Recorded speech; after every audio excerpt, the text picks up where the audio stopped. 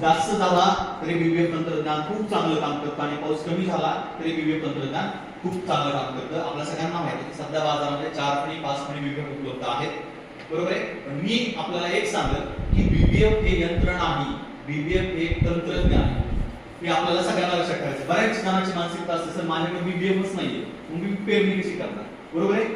तुमच्याकडे पेरणी यंत्र कोणतंही असू द्या, तुमच्याकडे बैलचलित पेरणी यंत्र असू द्या, ट्रॅक्टर चलित असू द्या, आणि ट्रॅक्टर चलित कोणत्याही कंपनीचं असू द्या, साधंही पेरणी यंत्र असू द्या, काही अडचण नाही. बीबीएफ मी वारंवार सांगत असतो की बीबीएफ हे एक यंत्र नाहीये, तर बीबीएफ हे एक तंत्रज्ञान.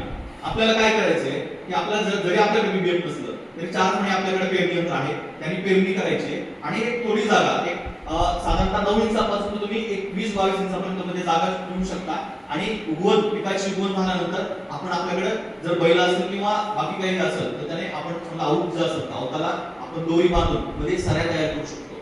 या सऱ्याचा मुख्य उद्देश काय आपल्या सगळ्यांना माहिती आहे, ज्यावेळेस पाऊस जास्तचा पाऊस होतो जास्तीचं जे काही पाणी आहे त्या सऱ्यामधून त्याचा योग्य पद्धतीने निचरा होतो, जेणेकरून त्याचा प्रभाव आपल्या पिकावर होत नाही, बरोबर आहे. आणि 2 सऱ्या ज्या तयार झाल्या तर त्यामध्ये एक बेड तयार होतो, गादी तयार होते, आणि त्या गादीमध्ये काय होतं, पाणी साचून राहतं. तुमचं ज्यावेळेस 2 पावसातील अंतर जास्त असतं, 2 पावसातील अंतर जास्त असतं त्यावेळेस काय होतं, तुम्ही एक प्रयोग सुद्धा करू शकता किंवा केला असेल आपल्यापैकी बऱ्याच जणांना. एक एकरने बीबीएफची पेरणी करायची, एक एकरने साध्या पेरणी यंत्राने पेरणी करायची. आणि ज्यावेळेस सगळ्यात आपल्याकडे माहिती आहे आपल्याकडे दरवर्षी अशी सिच्युएशन येतेच की कमीत कमी 2 पावसातील अंतर हे 20 दिवसापेक्षा 25 दिवसापेक्षा जास्त असतं, बरोबर आहे.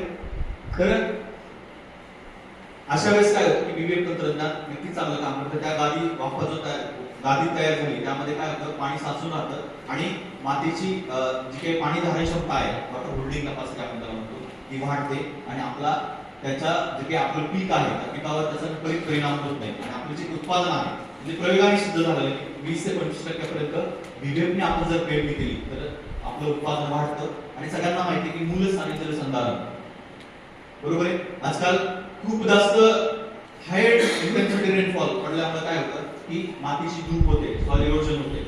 पण आपण याला बीबीएफ तंत्रज्ञान वापरून आपण याला हातभार लावू शकतो, बरोबर आहे. आपल्या सगळ्यांना माहिती आहे की पाणलोट क्षेत्रामध्ये आपण रिच टू व्हॅली, माता, पायथा वेगवेगळे करत असतो.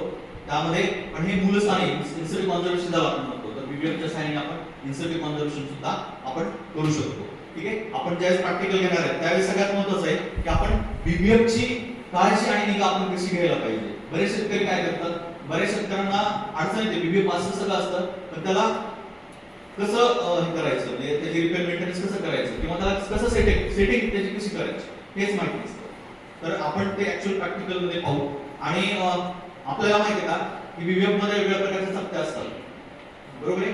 तर तुमची व्हरायटी कोणती आहे, आपल्याकडे सोयाबीनच्या वेगवेगळ्या वसंतराव नाईक मराठा कृषी विद्यापीठानं विकसित केलेल्या वेगवेगळ्या व्हरायटी आहेत किंवा महात्मा फुले कृषी विद्यापीठानं जे काही विकसित केलेलं आहे त्या वेगवेगळ्या व्हरायटी आहेत, आपल्या सगळ्यांना माहिती आहे.